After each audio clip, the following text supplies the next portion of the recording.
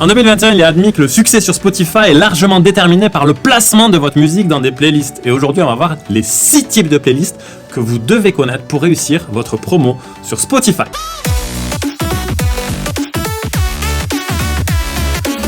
Avant de penser aux playlists, vous devez vous assurer que vous êtes un artiste vérifié sur Spotify, ce qui n'est pas du tout difficile à faire. Et en plus, il n'y a plus besoin que vous ayez au moins 250 followers sur la plateforme, comme ce qui était le cas avant. Donc pour ça, tout est prévu. J'ai fait une petite vidéo sur le sujet que je vous mets en description. Donc si vous n'êtes toujours pas vérifié, mettez pause sur cette vidéo, vous allez voir l'autre et vous pouvez revenir. Alors vous n'avez pas besoin d'être vérifié pour que vos chansons soient ajoutées aux playlists Spotify, bien sûr, mais ça permet de montrer aux curateurs qu'ils doivent prendre votre musique un petit peu plus au sérieux. Si vous êtes actif sur la plateforme, ils supposeront que vous êtes également plus enclin à promouvoir leur playlist si elles intègrent votre musique. Il y a une idée un petit peu de réciprocité. Donc restez bien jusqu'à la fin de la vidéo parce que c'est là où je donne mon avis sur les playlists et comment s'en servir selon quel artiste vous êtes, si vous êtes un gros artiste ou un petit artiste. Les playlists éditoriales. Alors là, c'est le Graal de Spotify. Les playlists comme Rap Caviar, Mint, New Music Friday, Retro Gaming, où la musique est sélectionnée par l'équipe éditoriale interne à Spotify. Parce qu'elles ont des outils éditoriaux les plus puissants de Spotify, les playlists officielles bénéficient d'une promotion de ouf au sein de la plateforme. D'ailleurs, on les voit souvent sur la page d'accueil de votre dashboard. Généralement, c'est des centaines de milliers, si ce n'est des dizaines de millions de followers. Et quand on sait que le ratio follower-listener est à peu près entre 5 et 10%, ça veut dire qu'un placement dans une de ces playlists, ça peut vous valoir des millions de streams, littéralement. Donc il s'agit des placements les plus convoités que vous et tous les autres artistes de la planète voudriez avoir. Alors comment attirer l'attention de l'équipe éditoriale de Spotify sur votre musique ? Déjà, il y a les bonnes vieilles méthodes de copinage qui sont toujours d'actualité.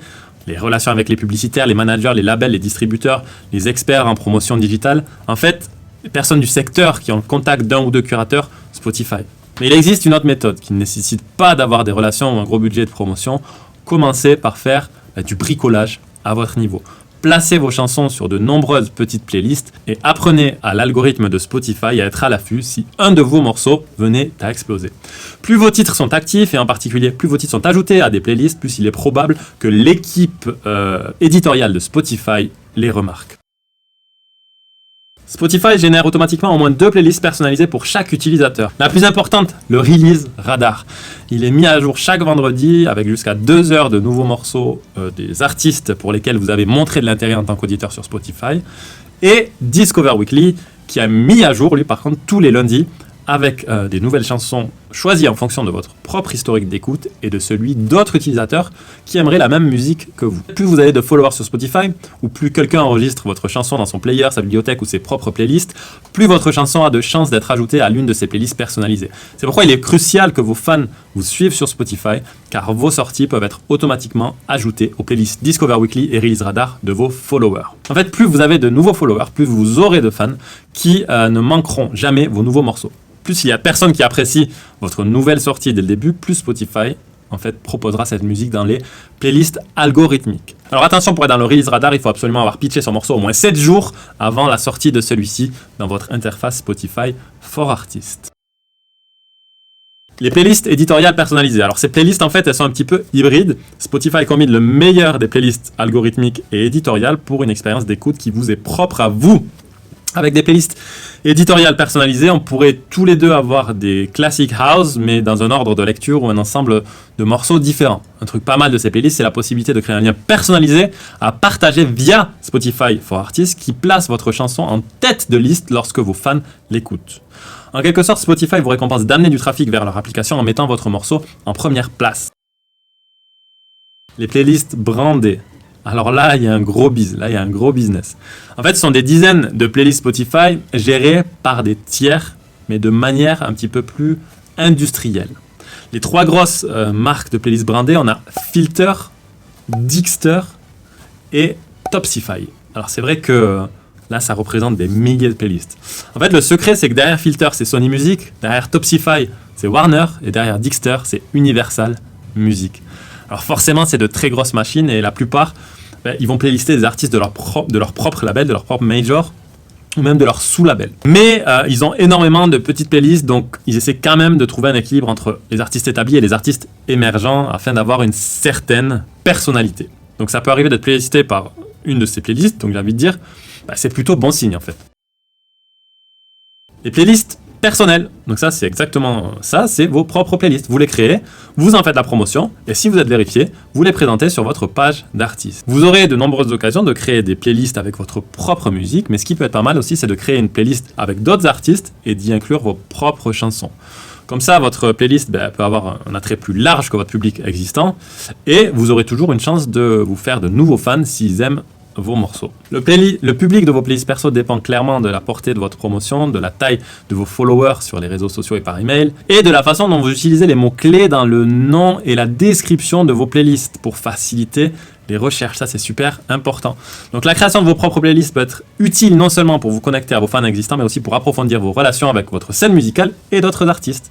Parce que vous pouvez échanger ce qu'on appelle des placements de playlists. En mode, je mets ta chanson dans ma playlist et tu mets ma chanson dans ta playlist. Voilà. Donc ça permet d'ouvrir des portes à des collaborations aussi pour l'avenir. Et le dernier type de playlist, les playlists utilisateurs, qui représentent la majeure partie des playlists sur Spotify. Il peut s'agir de playlists gérées par n'importe lequel des millions d'utilisateurs de Spotify, y compris d'autres artistes, des blogueurs, des fans ou des utilisateurs lambda. Et en tapant sur playlist Spotify sur Google avec votre style de musique, vous trouverez certainement des dizaines, voire des centaines ou des milliers de playlists. D'ailleurs, qualité ou non, j'ai fait une vidéo à ce sujet où on parle du secret pour éviter les curateurs qui génèrent de faux streams sur vos morceaux en fait. Donc je vous mets le lien de cette vidéo en description. Alors comme toujours, si vous êtes playlisté, soyez polis, suivez leur playlist, suivez-les sur les réseaux sociaux, engagez le dialogue, taguez-les en story. Ça augmentera vos chances qu'ils ajoutent vos prochains morceaux dans leur playlist à l'avenir. Ce que vous pouvez faire, c'est un fichier Excel avec le contact de tous les curateurs que vous avez dans le viseur et ceux qui vous ont déjà playlisté pour créer une relation en fait de confiance durable avec eux. Conclusion, alors que la majorité de l'industrie se concentre sur l'obtention de placements officiels dans des playlists éditoriales, selon mes recherches, les playlists algorithmiques génèrent beaucoup plus de trafic. Et c'est vraiment là que les petits artistes devraient dépenser leur énergie. Alors oubliez le nombre de streams total, c'est ce qu'on appelle une vanity métrique, c'est parce que ça tout le monde peut l'acheter. La clé, c'est de donner des signaux positifs aux algorithmes de Spotify, d'avoir de bons ratios engagement-activité en fait. Ce qui est plus important pour Spotify, c'est de calculer le nombre de vos auditeurs qui font quelque chose de votre musique après l'avoir écouté. Donc concentrez-vous sur pitcher votre morceau en avance dans votre interface Spotify for Artists, faites des pre-save, poussez vos fans à s'abonner sur votre profil Spotify, poussez vos fans à liker vos morceaux, poussez vos fans à intégrer vos morceaux dans leur propre playlist, publiez de la musique un peu plus fréquemment. Plus vous publiez de musique, plus vous aurez de chances d'apparaître dans ces playlists algorithmiques, ce qui vous aide à vous développer. N'oubliez pas qu'une sortie, c'est une chance de déclencher le release radar. Donc, si vous sortez un album, vous n'avez qu'une chance de le déclencher. Et si vous sortez 12 singles, à la place, vous avez 12 chances. Voilà, vous savez tout sur les playlists. Donc, si cette vidéo vous a plu et que vous voulez soutenir la chaîne et en avoir plus comme celle-ci, vous vous abonnez en cliquant sur le petit bouton juste en dessous et vous activez la cloche pour être sûr de ne pas rater mes prochaines vidéos. En description, je vous ai mis le lien de la vidéo que je vous ai parlé. Comment être un artiste vérifié sur Spotify. Portez-vous bien, prenez soin de vous et de vos playlists Spotify. C'était H et je vous dis à très bientôt la famille.